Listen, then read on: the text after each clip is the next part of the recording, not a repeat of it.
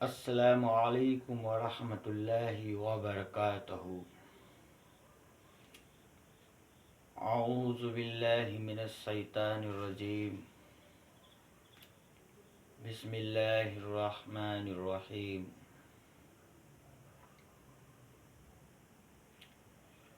انا اعطیناک الکوثر فصل لربک وانحر ان شانئک هو الابتر۔ سامعین و عزام،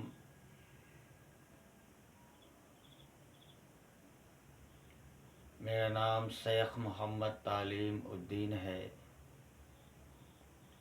آپ سبھی دینی اور مذہبی بھائیوں کا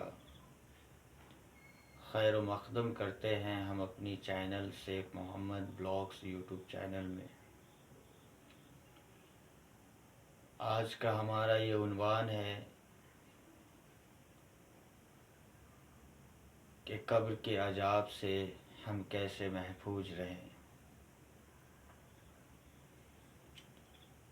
بغیر حساب و کتاب ہم اس دنیا فانی سے رخصت ہونے کے بعد بغیر حساب و کتاب ہم جنت میں کیسے داخل ہوں،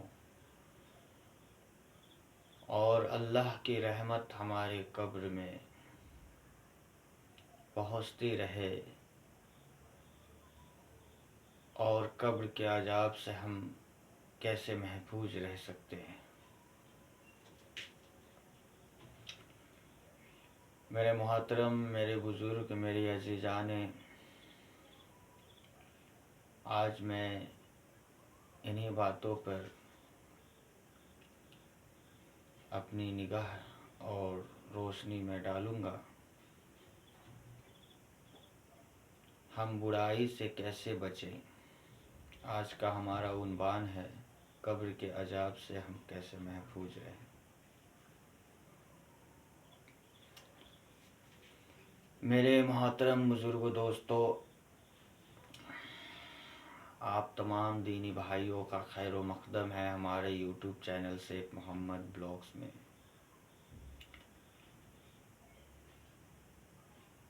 اللہ تبارک و تعالیٰ سے میں دعا گو ہوں کہ اللہ تبارک و تعالیٰ ہم تمام مسلمانوں کو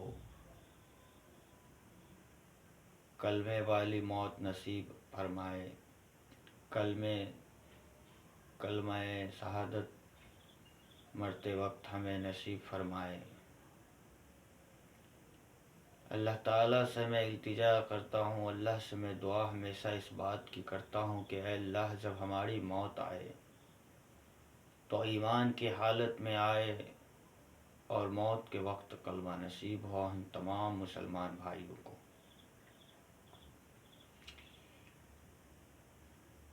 آج کی تقریر شروع کرنے سے پہلے میں چند بات واضح کر دوں۔ میرے دینی بھائیوں،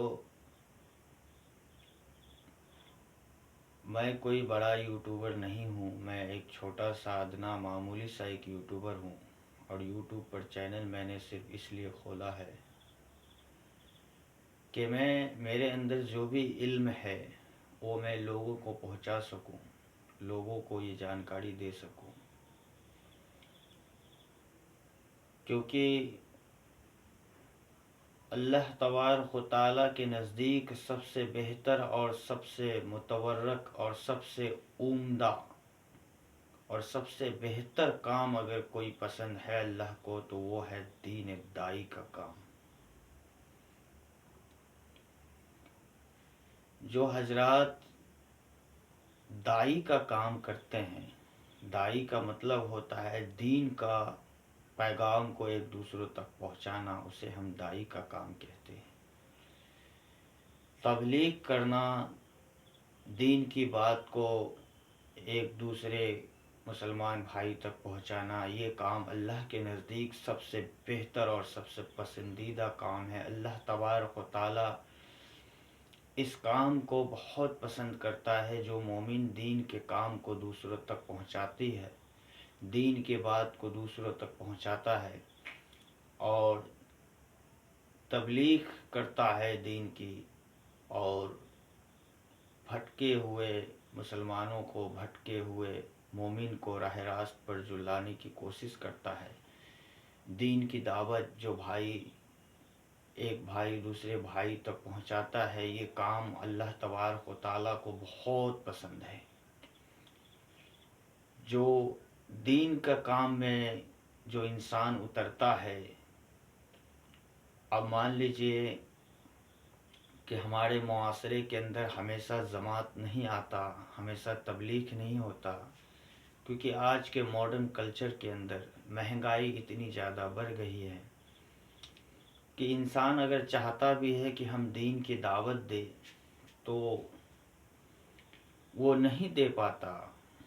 اور اللہ تبارک و تعالیٰ نے جن علماؤں کو، جن عالم دین کو، جن مسلمانوں کے بڑے بڑے عالم جو رہبر ہیں، ان کو اللہ تبارک و تعالیٰ نے اگر دولت سے نوازا ہے تو وہ خود دین کا کام کو پھیلانے میں کوتاہی کرتے ہیں اور اپنے دولت میں سے کچھ حصہ لوگوں میں تقسیم کر کے وہ لوگوں کو اس کام کے لیے بھیجتے ہیں، لیکن خود سے نہیں کرتے۔ اللہ تبارک و تعالیٰ نے اگر میرے بھائیوں آپ کو دولت سے نوازا ہے تو اس کا یہ مطلب نہیں ہے کہ آپ اپنے دولت کی آڑ میں اپنے گھر کے اندر آرام فرمائیں۔ ہر نفس کو موت کا ذائقہ چکھنا ہے میرے محترم بزرگوں، دوستو۔ ہر انسان کو اپنے اعمال کا حساب دینا ہے۔ اس دنیا میں اللہ تعالیٰ نے جن کو مال و دولت دیا ہے ان کو بھی اپنے اعمال کا حساب دینا ہے۔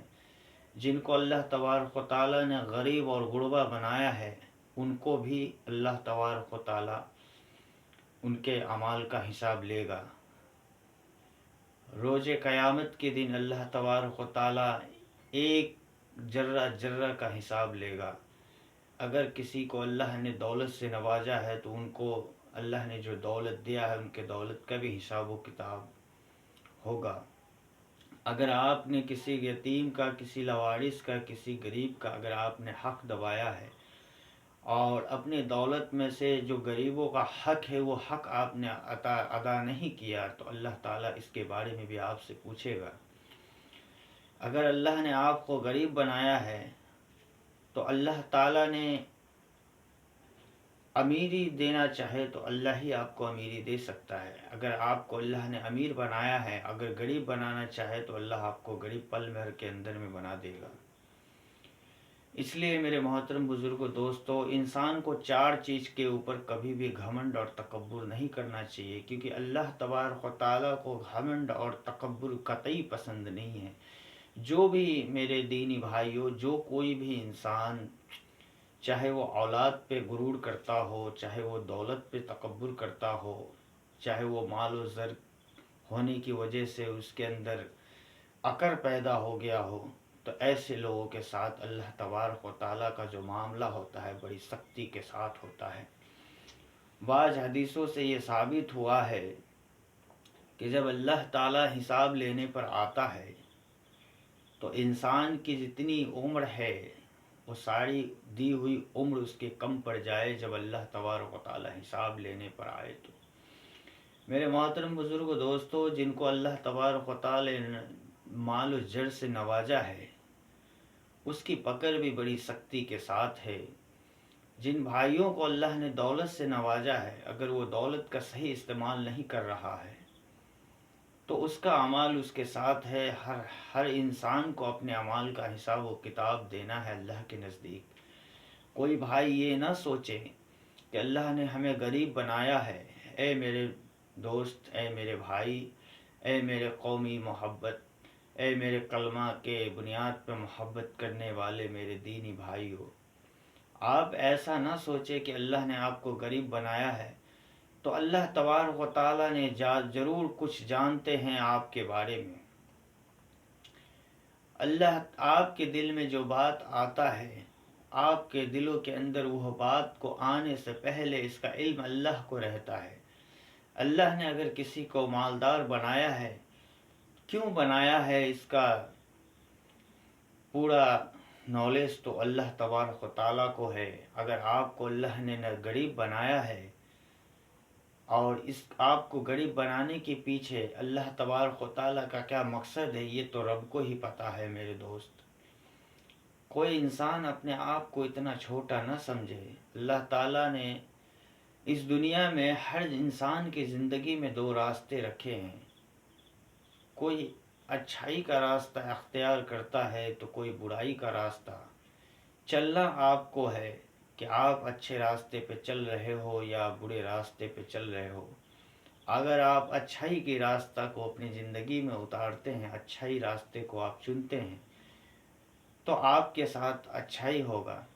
لیکن جو لوگ دولت پہ تکبر کرتے ہیں، اللہ تعالیٰ ان کی تکبر کو چکنا چور کر دیتے ہیں۔ میں شیخ محمد تعلیم اپنی زندگی میں نے بڑے بڑے سرماؤں کو دیکھا ہے خاک میں ملتے ہوئے، اور بڑے بڑے دولت مند کو میں نے اپنی انہی آنکھوں سے دیکھا ہے بھکاری بنتے ہوئے، اور میں نے یہ تک بھی دیکھا کہ بھکاری کو کروڑ پتی ارب پتی بنتے ہوئے بھی میں نے دیکھا ہے۔ زندگی میں بہت سے چڑھاؤ اتار آتے ہیں، تو اس کا یہ مطلب نہیں ہے میرے دوستو کہ ہم مصیبت سے پریشان ہو کر کے خود کی ہمت کو ہار بیٹھے۔ جیون میں ہمیشہ اور زندگی کے ہمیشہ ایک رول بنا لو میرے دوستو کہ زندگی میں کبھی بھی پریشانی آئے تو ہمیں قرآن اور اللہ کا مدد کے سوائے کوئی اور مدد کا ضرورت نہیں پڑتی۔ میرے اوپر میں اپنی بات کرتا ہوں، جب ہمارے کو کبھی کسی چیز کی حاجت ہوتی ہے، جب ہمیں کسی سے قرض لینے کی حاجت ہوتی ہے، جب ہمیں کسی سے روپے پیسے لینے کی حاجت ہوتی ہے، تو میں ڈائریکٹلی ان کے پاس قرض مانگنے کو نہیں جاتا۔ خود کو بھی شرم آتا ہے کہ میں ان سے جو قرض مطالبہ کر رہا ہوں، کیا پتہ اگر یہ نہیں دے تو ہماری منہ اور ہماری شکل دونوں بگڑ جائے گی۔ کل کے اگر ہم کسی کے پاس یہ امید لے کر جاتے ہیں کہ بھائی مجھے چند درہم کی ضرورت ہے، آپ مجھے دے دے تو بڑی مہربانی ہوگی، اگر وہ شخص نے نہیں دیا تو دل میں تھوڑی تکلیف ہوتی ہے۔ اللہ تبارک و تعالیٰ کہتا ہے، اے بندے تو مجھ سے مانگ، میں اگر تجھے نہ دوں پھر تجھے کہنے کا یہ حق ہوگا کہ میں نے اللہ سے مانگا اور میں اللہ ہو کر اس کو عطا نہیں کیا۔ ایسا نہیں ہے میرے دوستو۔ جب بھی آپ کو جیون میں زندگی بھر جیون کے اندر کبھی بھی کسی چیز کی حاجت ہو اور آپ کے گھر میں قرآن ہے، اللہ تبارک و تعالیٰ نے آپ کو مانا کہ دولت سے نہیں نوازا ہے، آپ کو چند درہم اور چند رقم کی حاجت ہوئی ہے، تو دوسروں کے پاس جا کر کے منہ کھولنے سے پہلے، دوسروں سے قرض مانگنے سے پہلے ایک بار کم سے کم اپنے رب کو سچے دل سے یاد کر کے دیکھو، اللہ تعالیٰ تمہاری مراد کو کیسے پوری کرتا ہے۔ میرے دوستو، میرے عزیزان ملت، سب سے بڑی بات یہ ہے، ہمت بندہ تو مدد خدا۔ اگر انسان ہمت کر لے تو اللہ اس کی ہمت کو، جذبہ کو دیکھتے ہوئے اللہ تعالیٰ اس کے ہر دلی خواہشات کو پوری کرتا ہے۔ اگر جیون میں آپ کو اپنی زندگی کے اندر کبھی بھی کسی چیز کی حاجت ہو تو آپ سب سے پہلے اللہ سے مانگیں گے، اس کے بعد کسی اور کے پاس جانے کی آپ کو حماقت نہیں ہوگی۔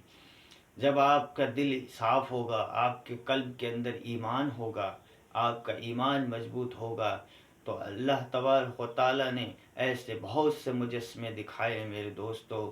ایک صحابی رسول تھے، ان کے گھر میں پھاکے تھے، 3 مہینے سے اس کے گھر کے اندر چولہا نہیں جلا تھا، اور وہ ہمیشہ دین اور تبلیغ کی کام کیا کرتے تھے، اور محمد صلی اللہ علیہ وسلم کے پاس پیش خدمت رہتے تھے ہمیشہ۔ ان کے گھر میں چولہا تک 3 مہینہ تک نہیں جلا کرتے تھے، اور ہمارے نبی علیہ السلام کے گھر میں مہینوں دن تک 3 مہینوں تک ان کے گھر میں چولہا نہیں جلا کرتے تھے، پھر بھی وہ اپنی زندگی کی گزر بسر آرام سے کر لیتے تھے۔ اللہ تبارک و تعالیٰ انسان کو بھوکا اٹھاتا ضرور ہے میرے دوستو، پر اسے بھوکا نہیں سلاتا۔ ایک صحابی رسول تھے، جب وہ اپنے گھر کو آئے اور اس کی بیوی نے ان سے کہا کہ گھر میں کھانے پینے کو کچھ نہیں ہے، آج کیا کھائیں گے؟ آج 3 ماہ گزر گئے، ہمارے گھر میں چولہا تک نہیں جلا، ایک کھجور کے دانے سے ہم اپنی گزر بسر کرتے ہیں۔ ایسا یہ سلسلہ کب تک چلے گا؟ اس صحابی رسول نے کہا ایک بدنہ پانی لاؤ، ایک بدنہ پانی لیا۔ وہ صحابی رسول وہ صحابی جب ایک بدنہ پانی لیا، وضو کیا اور 2 مسلے بچھایا اور 2 رکعت صلاۃ الحاجت پڑھی اس نے، اور جب سلام پھیر کر کہا کیا کچھ انتظام ہوا؟ بی بی نے کہا نہیں۔ اس نے پھر 2 رکعت نماز صلاۃ الحاجت پڑھا۔ اس نے کہا کہ شاید میرے نماز میں ہی کوئی کمی رہ گئی ہوگی، کیونکہ محمد صلی اللہ علیہ وسلم کی بات کبھی جھوٹی نہیں ہو سکتی۔ پھر اس نے 2 رکعت نماز صلاۃ الحاجت ادا کی، پھر سلام پھیر کر اپنی بیوی سے کہا کیا کچھ انتظام ہوا؟ بیوی نے کہا نہیں، ابھی تک تو نہیں ہوا۔ اس نے کہا ضرور میرے نماز میں ہی کوئی کمی رہ گئی ہوگی، ضرور میں نے نماز ہی صحیح طریقے سے ادا نہیں کی، کیونکہ محمد صلی اللہ علیہ وسلم کی بات تو سچی اور پکی ہے، وہ کبھی جھوٹی ہو نہیں سکتی، ضرور ہماری نماز میں ہی کوئی نہ کوئی کمی رہ گئی ہوگی۔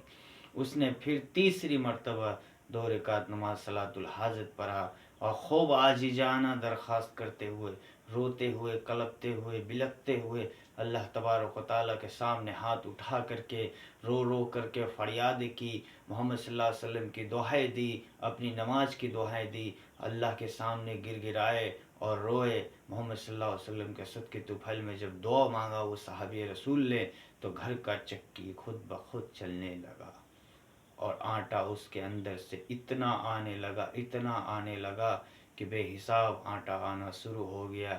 پھر جب وہ دعا مانگ کر ادھر کو گھوم کر منہ پھیر کر دیکھا تو پوچھا کچھ انتظام ہوا؟ تو اس کی بیوی نے جواب دیا الحمدللہ، گھر کی چکی خود بخود چلنے لگی۔ اس صحابی رسول کے دل کے اندر ایک عجیب سے جذبہ پیدا ہوا، دل اس کا ایک دم خوشی سے جھوم اٹھا، اے اللہ واقعی محمد صلی اللہ علیہ وسلم کی بات میں سچی تھی، میری نماز میں ہی کمی رہ گئی تھی جس کی وجہ سے چکی نہیں چل رہا تھا۔ جب میں نے سچے دل سے نماز کی ادائیگی کی، اللہ سے رو کر عاجزانہ درخواست کی، اللہ تبارک و تعالیٰ کا کرشمہ دیکھو کہ گھر کی چکی خود بخود چلنے لگی۔ اس صحابی رسول نے مسلے کو اٹھایا اور بالٹین کے اندر سے جو رکھی ہوئی پانی تھی اس پانی کو پھینک دیا، آٹے کو بھر لیا، گھر کے اندر جو بھی ڈرام وغیرہ رکھے ہوئے تھے ان سبھی کے اندر اس صحابی رسول نے آٹے کو بھر لیا۔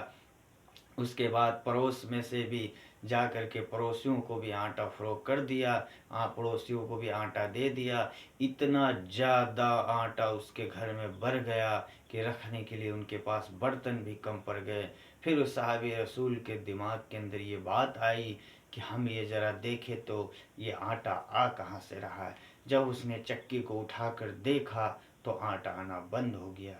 وہ صحابی رسول کافی گھبراتے ہوئے اور پریشان ہو گئے اور حضور کی خدمت میں پیش ہوئے اور کہا اے اللہ کے رسول، میرے گھر میں جب میں نے 3 بار صلاۃ الحاجت کی نیت کر کے میں نے اللہ سے دعائیں کی، 3 رکعت نماز میں نے 3 مرتبہ 2 رکعت کر کے میں نے صلاۃ الحاجت کی نماز ادا کی، تو میرے گھر کی چکی خود بخود چلنے لگی۔ تو فرمایا محمد عربی کہ اگر تم اس چکی کو اٹھا کر نہ دیکھتے تو روز قیامت تک وہ چکی چلتی رہتی اور ہماری امت کو آٹا ملتا رہتا۔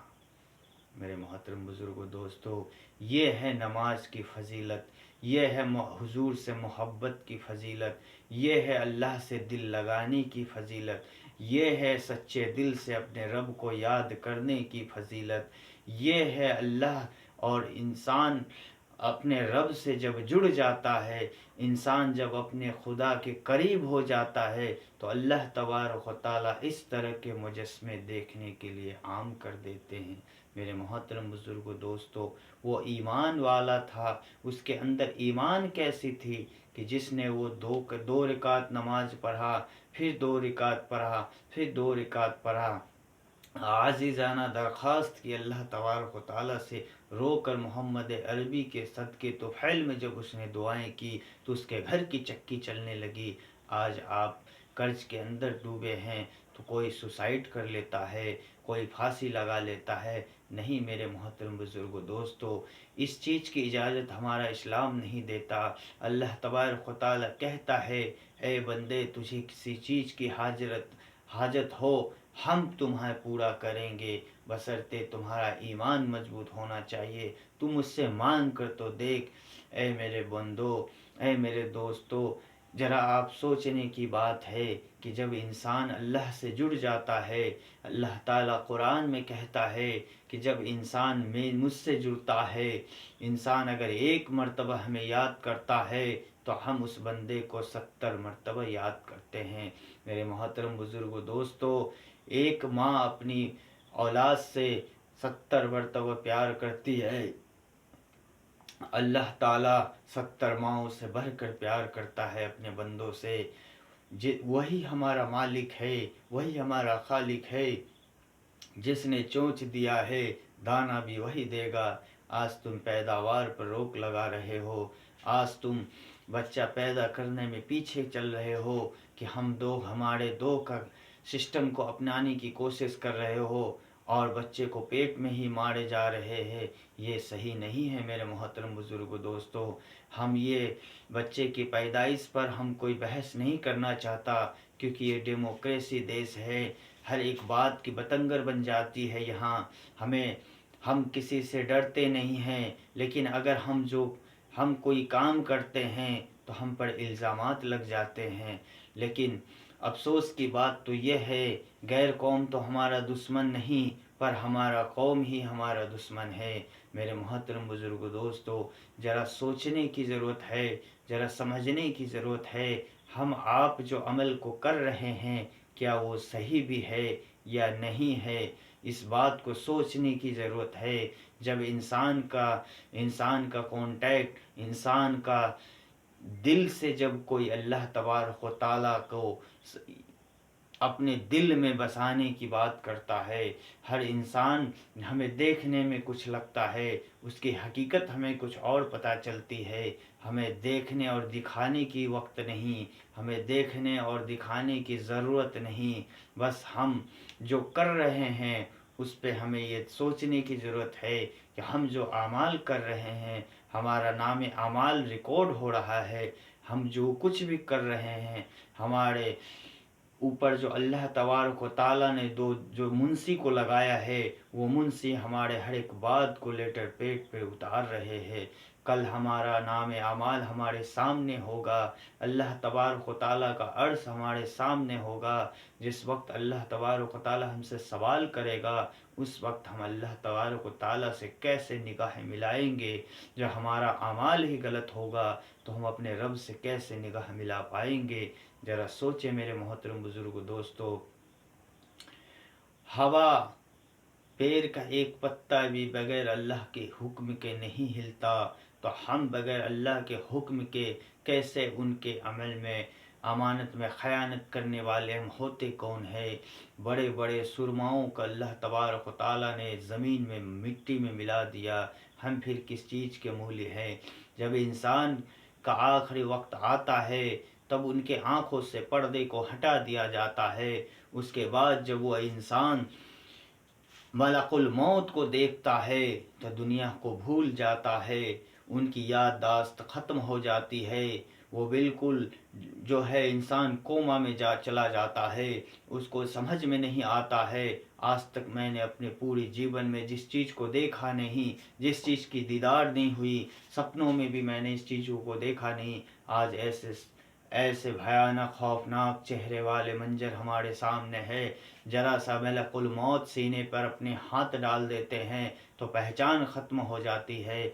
और अल्लाह तबारक व तआला से हमें दुआ करने की ज़रूरत है, आखिरत बचाने की ज़रूरत है। हम कुछ ऐसे काम को अंजाम दे जिससे हमारा रब राज़ी हो जाए, हमारे बिगड़ी बन जाए। अल्लाह ताला से जब ताल्लुक़ तुम्हारा हो जाएगा तो दीन व आखिरत दोनों सवर जाएंगे। मेरे मोहतरम बुजुर्गों दोस्तों, हमने अपने जीवन में पूरी ज़िंदगी के अंदर ऐसे ऐसे तकलीफ़ों को हमने झेला है, ऐसे ऐसे मलहरों से हमने गुजरा है कि अगर हम बयां करने को आ जाए तो तकरीबन 10 से 12 घंटे की वीडियो बन जाएगी। फिर भी मैंने राह रास्त से पीछे नहीं हटा, फिर भी मैंने नमाज को नहीं छोड़ा, मैं सच बोलना नहीं छोड़ा। क्यों? کیونکہ میں صرف امید کیا تو اپنے پروردگار سے امید کیا، میں نے اپنے بھائیوں سے امید نہیں کی، میں نے اپنے بہنوں سے امید نہیں لگایا، میں نے دوست و اکابرین سے امید نہیں لگایا، میں نے صرف اور صرف امید لگایا تو اپنے مالک یوم الدین سے امید لگایا۔ جب انسان کا کانٹیکٹ باڑ الہ سے ہو جاتا ہے تو انسان کی زندگی کو اللہ ہی سنوارتا ہے، انسان کی زندگی کو سنوارنے کی قدرت اللہ رب العزت کے ہاتھ میں ہے۔ اگر ہم اس مالک کے ساتھ اگر ہم دغا کریں گے تو ہماری زندگی کیسے بنے گی، ہم کیسے اچھا کر پائیں گے؟ ہم اگر اچھا کرنے کی بھی کوشش کریں گے، وہ مالک ہم سے ناراض ہوگا تو ہمارا اچھا پلاننگ بھی فیل ہو جائے گا۔ ہم کتنا بھی کوشش کر لے اچھا کرنا، اچھائی ہمارے ساتھ نہیں ہو سکتی، کیونکہ ہم نے ایسا عمل نہیں کیا جو اللہ کے رسول نے ہمیں بتایا۔ اگر اللہ کے رسول کی زندگی کو اگر ہم پڑھ لے تو آج ہم رسوا نہیں ہوں گے، کیونکہ اللہ تبارک و تعالیٰ نے اپنے محبوب کے ذریعے دین کو پھیلایا، اور دین کو پھیلانے کے دوران اللہ تبارک و تعالیٰ کے پیارے محبوب سرکار دو عالم احمد مصطفیٰ امام الانبیاء جناب محمد صلی اللہ علیہ وسلم نے ہر مسلمان کو شریعت کے مطابق زندگی گزارنے کی جو تعلیم دی ہے، اگر ہم اس تعلیم کو صحیح طریقے سے اپنی زندگی میں اتار لے تو الحمدللہ میں دعوے کے ساتھ کہتا ہوں، قسم اللہ پاک کی، کہ کبھی انسان رسوا نہیں ہوگا جس نے قرآن نہیں پڑھا، جس نے حدیث نہیں پڑھا، جس نے نبی کی سیرت کو نہیں اپنایا، جس نے ہمیشہ دکھاوے کی دنیا کے پیچھے بھی بھاگا، اور جس نے بنا مطلب کے کاموں میں لگا رہا، جس نے یوں ہی کھیل و خود میں، چغلی اور غیبت میں اور جناح اور بدکاری میں اپنی زندگی کو ویسٹ کیا، اللہ تبارک و تعالیٰ اس پر سے ہمیشہ کے لیے نگاہ ہٹا لیتا ہے۔ اللہ تبارک و تعالیٰ کبھی اس کی دعا قبول نہیں ہوتا۔ میرے محترم بزرگ و دوستو، ہمارے معاشرے میں ایک بات عام ہے کہ ہم روزہ بھی رکھتے ہیں، ہم زکوٰۃ بھی دیتے ہیں، ہم حج بھی کرتے ہیں، ہم عمرہ بھی کر لیتے ہیں، ہم جو ہے اللہ کا پنجگانہ نماز بھی ادا کرتے ہیں، ہم دعائیں بھی خوب سارا کرتے ہیں، لیکن ہماری نہ دعائیں قبول ہو رہی ہے، نہ ہماری زکوٰۃ قبول ہو رہی ہے، نہ حج قبول ہو رہی ہے، نہ ہمارا کوئی فطرہ دینا قبول ہو رہی ہے۔ آخر ایسا کیوں ہو رہا ہے؟ میرے محترم بزرگ و دوستو، آئیے ان حدیث کے طرف جو میں آپ کو بتانے جا رہا ہوں۔ دعا قبول ہونے کا یہ کیا مقصد ہے؟ دعا ہماری قبول کیوں نہیں ہو رہی؟ اس کے پیچھے ایسا کون سا راز ہے؟ اس راز پر سے آج میں پردہ ہٹاؤں گا میرے محترم بزرگ و دوستو۔ اللہ کے رسول نے ارشاد فرمایا کہ حرام کا ایک چاول آپ نے اپنے حلق کے نیچے لیا تو 40 دن آپ کی دعائیں قبول نہیں ہوگی۔ ذرا سوچیں، ایک چاول اگر حرام کے پیسے سے آپ نے کھایا تو 40 دن آپ کی دعاؤں کو رد کر دیا جائے گا، اور آپ حرام کے ایک چاول نہیں بلکہ کٹا کا کٹا چاول آپ حرام کے کھاتے ہو تو آپ کی دعا کہاں سے قبول ہوگی؟ ذرا سوچنے کی بات ہے۔ ایک یہودی تھا حضور علیہ السلام کے زمانے میں، اس یہودی نے پورے صحابہ کو، کچھ صحاباؤں کو دعوت پر بلایا، ان کو دعوت دی کہ آج ہمارے گھر آپ کی دعوت ہے، اور صحابہ دعوت میں شرکت کی۔ دعوت جب کھا لیا انہوں نے، تب اس یہودی نے کہا، میں نے صرف آپ کو اس لیے دعوت دیا کہ میں نے سنا کہ اللہ تبارک و تعالیٰ کے جو محبوب، میں نے ان سے سنا کہ حرام کا ایک دانہ کوئی مومن کھا لے تو 40 دن اس کی دعا قبول نہیں ہوگی۔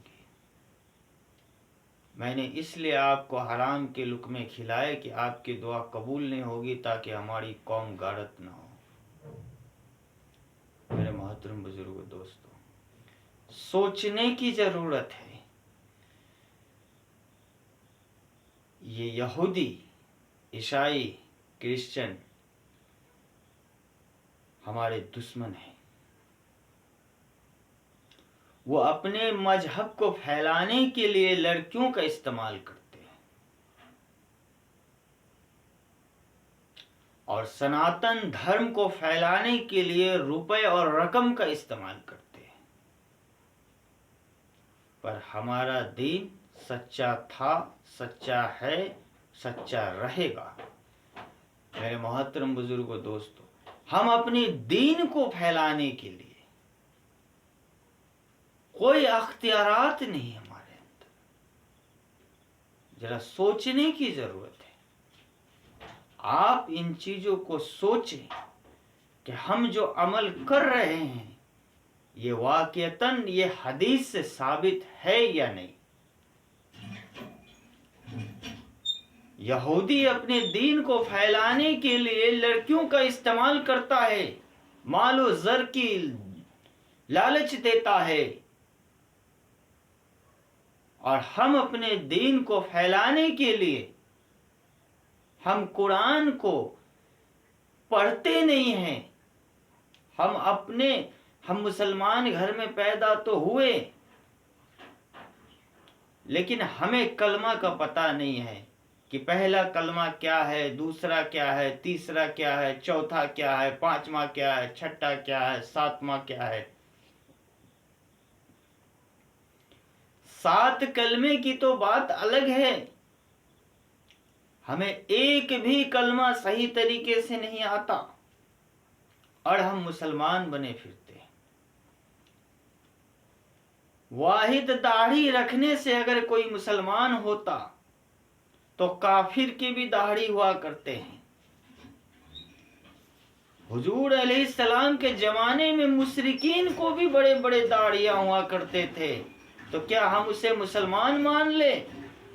نہیں میرے محترم بزرگوں، دوستو، داڑھی رکھنے سے کوئی مسلمان نہیں ہوتا، کلمہ پڑھ لینے سے مسلمان کا تھپا نہیں لگتا، ختنہ کرانے سے مسلمان کا تھپا نہیں لگتا، نماز پڑھنے سے مسلمان ہونے کا یہ ثابت نہیں ہے کہ آپ نماز پڑھتے ہو تو آپ مسلمان بن گئے، چہرے پہ داڑھی رکھ لیا تو آپ مسلمان بن گئے، ختنہ کرا لیے تو آپ مسلمان بن گئے۔ نہیں میرے محترم بزرگوں، دوستو، داڑھی رکھنا واحدتاً یہ سنت ہے، ختنہ کرانا سنت ہے، حج کرنا یہ سنت ہے میرے محترم بزرگوں، دوستو، لیکن نماز پڑھنا یہ فرض ہے۔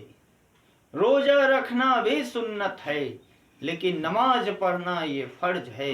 نماز پڑھنے سے، داڑھی رکھنے سے اگر مسلمان ہو جائے تو داڑھی تو ہندو بھائی بھی رکھتے ہیں، نماز بھی ہندو بھائی پڑھ لیتے ہیں، ایمان ہونا یہ مسلمان کی علامت ہے۔ آپ کے چہرے پہ گھنا داڑھی ہے، آپ کے سر پہ ٹوپی ہے، آپ قرآن کی تلاوت کرتے ہیں، یہ اس بات کی دلیل نہیں ہے میرے محترم بزرگوں، دوستو، کہ آپ مسلمان ہیں۔ مسلمان کی سب سے بڑی دلیل یہ ہے کہ اس کے اندر ایمان ہونا، یہ سب سے بڑی علامت ہے کہ یہ مسلمان ہے۔ ایمان کے بنیاد پر مسلمان ہونا یہ سب سے بڑی دلیل ہے۔ آپ کے اندر ایمان نہیں تو آپ مسلمان نہیں، آپ کا قول اگر سچا نہیں تو آپ مسلمان نہیں۔ مسلمان کا قول سچا ہونا چاہیے، مسلمان کا ایمان تازہ ہونا چاہیے، آخرت پر یقین رکھنا بھی ایمان کے حصے میں سے ہے۔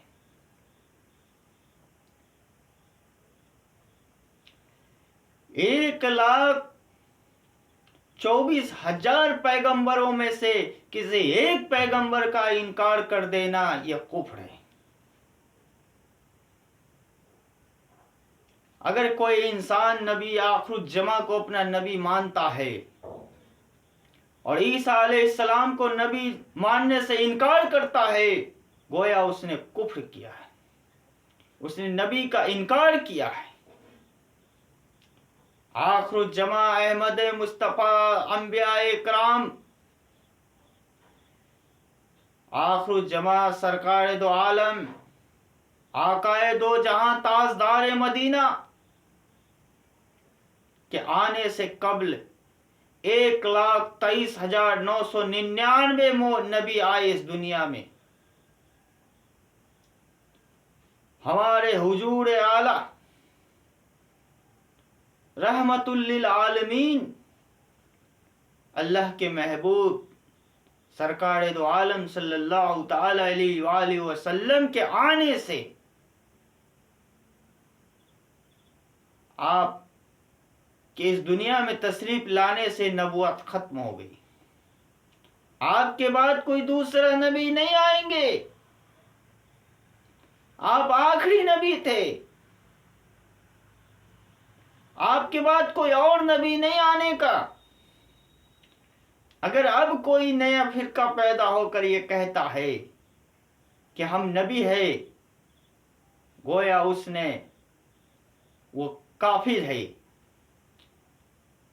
قرآن اس بات کی تصدیق دے رہی ہے کہ آخر الجماع کے بعد کوئی نبی اس دنیا میں نہیں آئے گا۔ ہمیں دین کو سیکھنے کی ضرورت ہے میرے محترم بزرگوں، دوستو، دین کو سمجھنے کی ضرورت ہے۔ اگر ہم قرآن نہیں پڑھیں گے تو ہم دین کو کیسے سمجھیں گے کہ ہمارا مذہب ہم سے کیا کہتا ہے، ہمارا دین ہمیں کس چیز کی تعلیم دے رہی ہے۔ ایک شخص تھا ہمارے پڑوس میں، جب مسجد میں اذان ہوتی تھی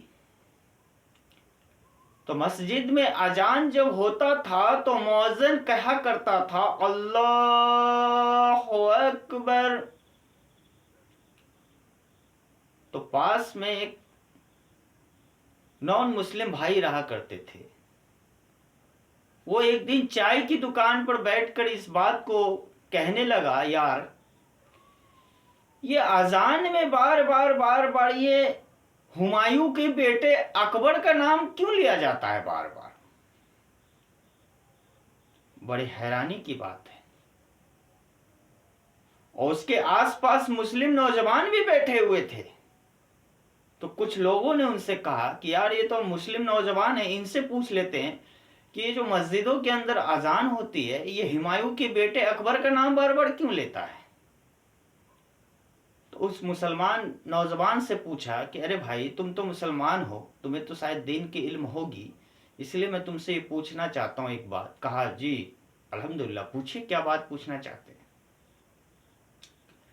کہا تمہارے مسجدوں میں جو اذان ہوتی ہے تو تمہارے مسجدوں میں اذان دینے والا جو شخص ہوتا ہے، یہ ہر مسجد کے اندر میں نے دیکھا ہے یہ بار بار ہمایوں کے بیٹے اکبر کا نام کیوں لیتا ہے بار بار؟ تو اس مسلمان کے بچے نے کہا ارے جناب اکبر مہان تھے اس لیے وہ نام لیتے، نعوذ باللہ من ذالک۔ اگر اسے یہ دین پتا ہوتا کہ اکبر کے معنی کیا ہوتے تو کیا اس طرح کا جواب دیتا؟ وہ نہیں دیتا۔ اب سوچئے میرے محترم بزرگوں، دوستو، اللہ ہو اکبر، اکبر کے معنی ہوتا ہے سب سے طاقتور، سب سے مہان، سب سے بڑا، سروشریشٹھ۔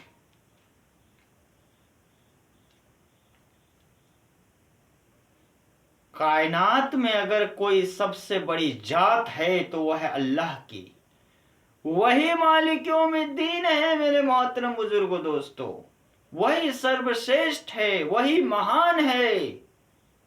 اللہ اکبر کا معنی ہوتا ہے سب سے بڑا، اس سے بڑا کوئی نہیں، اس کے مقابل کوئی نہیں۔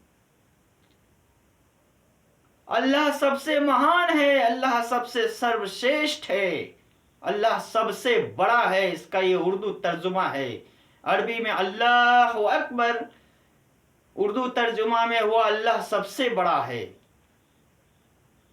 آج ہمارے معاشرے کے اندر PhD کیے ہوا ہے نوجوان, LLB کر رکھا ہے, مگر اس سے قرآن کی ایک آیت آپ پوچھ لے تو اسے پتہ نہیں.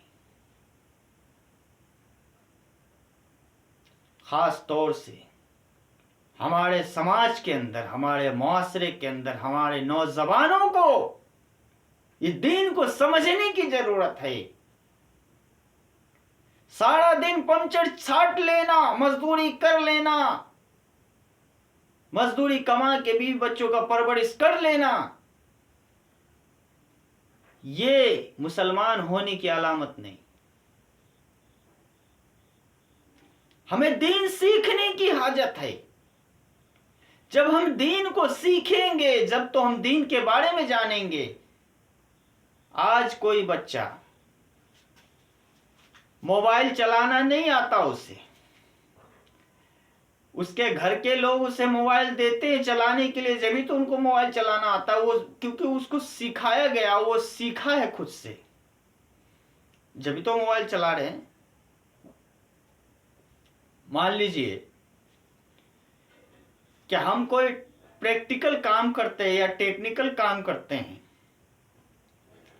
مان لیجئے کسی گاڑی کی ہم انجن کو کھولنا تو آسان ہے میرے محترم بزرگوں دوستوں, لیکن جس انجن کو میں نے کھولا ہے, اس کے پارٹ پرزے کو الگ کیا ہے, تو ہمیں اگر اس چیز کی نالج ہوگی کہ اس پارٹ پرزے کو جس طرح سے میں نے الگ کیا ہے, اگر ہمیں اسے فٹ کرنے کا طریقہ معلوم ہوگا, جبھی تو ہم صحیح طریقے سے فٹ کر پائیں گے نا. انجن کے بارے میں ہمیں علم ہے ہی نہیں, اور ہم نے اسے کھول دیا جیسے تیسے. اگر کھولنے کا بھی صحیح طریقہ معلوم نہ ہو تو وہ پارٹ پرزے بھی خراب ہو جاتے ہیں. میں آپ کو اگزامپل دینے کی کوشش کرتا ہوں, میں آپ کو سمجھانے کی کوشش کرتا ہوں. اگر کسی چیز کے علم ہمیں ہے ہی نہیں, مان لیجئے میں نے کبھی میکینیکل کا کام کیا نہیں, اور میرے آگے BS4 BS6 بائک لا کر کے دے دیا گیا, اور مجھ سے کہا جائے کہ آپ اس کی انجن کو کھولو. اب مجھے اس انجن کے بارے میں پتہ ہی نہیں, پھر بھی اگر زبردستی مجھ سے کھلوایا جائے تو جیسے تیسے کر کے دماغ لگا کے کھول تو لیں گے, لیکن اس بات کی کیا گارنٹی ہے کہ جس طرح سے انجن کو کھولنا چاہیے میں اسی پرکار کھول لوں گا؟ نہیں. کھولنے کے دوران پارٹ پرزے کے نقصانات بھی ہو سکتے ہیں, ٹوٹ پھوٹ بھی سکتے ہیں, یہ تو کامن بات ہے. اور پھر مجھ سے کہا جائے کہ آپ نے اس کو جس طرح سے کھولا ہے, جس طرح سے کھولنے کے دوران یہ فٹنگ تھا, اسی طرح سے آپ کر لو, تو کیا آپ کر پاؤ گے؟ 100 میں سے 99% لوگ کا یہ جواب آئے گا کہ جناب جس چیز کے بارے میں جانتے نہیں اسے ہم کیسے فٹ کر لیں گے. پھر بھی جیسے تیسے اگر دماغ لائے تو ہو جائے گا. چلیے مان لیتے ہیں آپ کی بات, آپ نے کر دیا, لیکن جو صحیح طریقہ ہے اس سے تو آپ نہیں کر پائے. تو دین کا بھی کچھ ایسا ہی مرحلہ ہے. جب آپ کو دین کے بارے میں علم ہے ہی نہیں تو آپ بیتوکی باتیں کیوں کرتے ہیں سوشل میڈیا پر آ کر؟ الٹی سیدھی پیغام کیوں پھیلاتے ہیں مسلمانوں کے بیچ؟ بے تکی اور بے بنیاد بے وحیات قسم کا آپ تقریر کیوں اپلوڈ کرتے ہیں اپنے چینلوں پر؟ یہ سب سے بڑا ٹاپک ہے.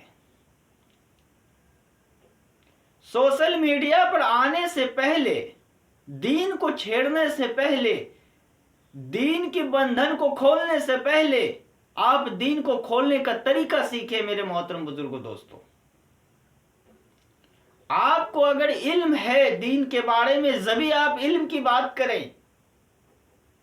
اگر آپ کے ذہن میں یہ بات چل رہی ہو کہ میں دین کے بارے میں الٹی سیدھی باتیں کروں گا تو میں اس سے فیمس ہو جاؤں گا, آپ بے شک دنیا میں فیمس ہو جاؤ گے, کیونکہ ہمارے دین کے دشمن بہت ہیں, ہر قدم پر دین کے دشمن ہیں.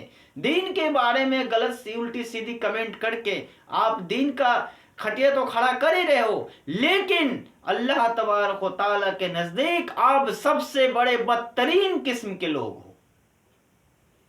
اللہ کے نزدیک آپ کی کوئی اوقات نہیں, کوئی وجود نہیں. اگر دین کو سمجھنا ہے میرے محترم بزرگوں دوستوں تو دینداروں سے آپ کو تعلقات قائم کرنی ہوگی. جہاں دین کی مجلس ہوگی وہاں آپ کو یہ دین سیکھنے کی ضرورت ہوگی. اللہ والوں کی صحبت میں رہنا اٹھنا بیٹھنا پڑے گا آپ کو. ان اللہ والوں سے تعلقات قائم کر کے ان سے دین سیکھنا ہوگا آپ کو. اور دین سیکھنے کے لیے میرے محترم بزرگوں دوستوں پیسے نہیں لگا کرتے. آج کے ماڈرن کلچر میں دین سیکھنا جتنا عام ہو گیا مسلمان بھائیوں کو, اتنا ہی دین پر مسلمان کو چلنا مشکل ہو رہا ہے. ہندوستان کے وزیر اعظم مسٹر مودی نے ٹرپل طلاق ایکٹ قانون لایا. سارے مسلمان کے اندر خلبلی پیدا ہو گئی. آخر یہ قانون کیوں آیا؟ اور آج بھی 35% مسلمان کو یہ ٹرپل طلاق جو قانون آیا ہے اس کے بارے میں پتہ نہیں ہے. آپ نے اپنی دکھتی رگ گورنمنٹ آف انڈیا کو پکڑایا, جبھی تو آپ کے دکھتی رگ کو پکڑ کے وہ رگڑنے کی کوشش کی جا رہی ہے. اگر آپ کے نوجوان کو یہ دین کی بات پتہ ہوتی تو اس طرح سے ٹرپل طلاق کا قانون پاس نہیں ہوتا. اور ہم سمان کرتے ہیں اس کا. اور ایک واحد میں ہی نہیں بلکہ مجھ سے بڑے بڑے جو علمدار ہیں وہ بھی اس چیز کا سپورٹ کر رہے ہیں. کیوں نہ کرے, یہ صحیح ہے. ہمارے اندر دین نہ ہونے کا یہ نتیجہ ہے کہ جو ٹرپل طلاق کا مسئلہ جو آیا ہمارے اندر, ہمارے نوجوان کے اندر دین کی کمی ہونے کے بنیاد پر یہ مسئلہ آیا. شوہر کو بیوی کا حقوق پتہ نہیں ہوتا اور بیوی کو شوہر کا حقوق پتہ نہیں ہوتا تو تال میل کیسے بنیں گے؟ کیا ماں باپ کی یہی ذمہ داری ہے کہ اپنے اولاد کو پال پوس کے بڑا کر لیا اور بکرے کے ریٹ میں اسے بیچ دیا, 2 لاکھ 4 لاکھ 5 لاکھ میں, دلہن کو گھر لے آئے, دوسری کی بیٹی کو گھر لے آئے اور اسے گائے گورو کی طرح کھٹا رہے ہو, نہ کھانے کا ٹھیک نہ پینے کا ٹھیک. بھائی تمہاری وہ بیوی ہے, تمہاری گھر کی عزت ہے, اس نے اپنے خاندان کو چھوڑا, اپنی ماں کو چھوڑا, اپنے باپ کو چھوڑا, اپنے بھائی کو چھوڑا, اپنے چچا کو چھوڑا, اپنے دوست احباب کو چھوڑا, اپنے سخی سہیلیاں کو چھوڑا, اپنا گھر چھوڑ کے تمہارے گھر آئی ہے تمہارے محبت کے سہارے. تمہارے محبت کے سہارے اس کا کون ہے اس دنیا میں؟ وہ تو اپنا سب گھر بار چھوڑ کے تمہارے گھر آ گئی, تو کم سے کم اس کی قدر کر لو, اپنے بیوی کا حقوق ادا کر دو. کبھی طلاق کی نوبت نہیں آئے گی. اگر میں نوجوان سے اپیل کرتا ہوں اگر شادی سے پہلے وہ بیوی کا حقوق کو پڑھ لے تو کبھی طلاق کی نوبت نہیں آئے گی کہ بیوی کا حقوق کیا ہے, میاں بیوی کا رشتہ کیا ہے. اگر میاں بیوی کا رشتہ سمجھنا ہے تو جا کر پوچھو اپنے نبی سے, اپنے نبی کا اتہاس پڑھو, اپنے نبی کی سیرت کو پڑھو, اس کے بعد تمہیں سمجھ میں آئے گا کہ میاں بیوی کا کیا رشتہ ہوتا ہے, میاں کو بیوی کو کیسے رکھا جاتا ہے. تمہیں جب دین کے بارے میں علم ہوگی کبھی تم پر دشمن غالب نہیں ہوگا. آج تو جناب آپ کے برقعے اتارے جا رہے ہیں, عورتوں کو ننگا کیا جا رہا ہے. کیوں؟ تمہارے اندر لا علمی کی وجہ سے, تمہارے اندر علم نہ ہونے کے بنیاد پر. تو میں عرض یہ کر رہا تھا کہ دین کو آپ نے مذاق بنایا ہے, لیکن آپ نے جو دین کو مذاق بنایا, مذاق آپ کا بن رہا ہے جناب. آپ کو دین سیکھنے کی ضرورت ہے, دین کو سمجھنے کی ضرورت ہے. میں نوجوان بھائیوں سے یہ اپیل کرتا ہوں کہ جب تک آپ قرآن کو مضبوطی سے نہیں پکڑیں گے, حدیث کو مضبوطی سے نہیں پکڑیں گے, آپ کی زندگی میں دین نہیں آئے گا.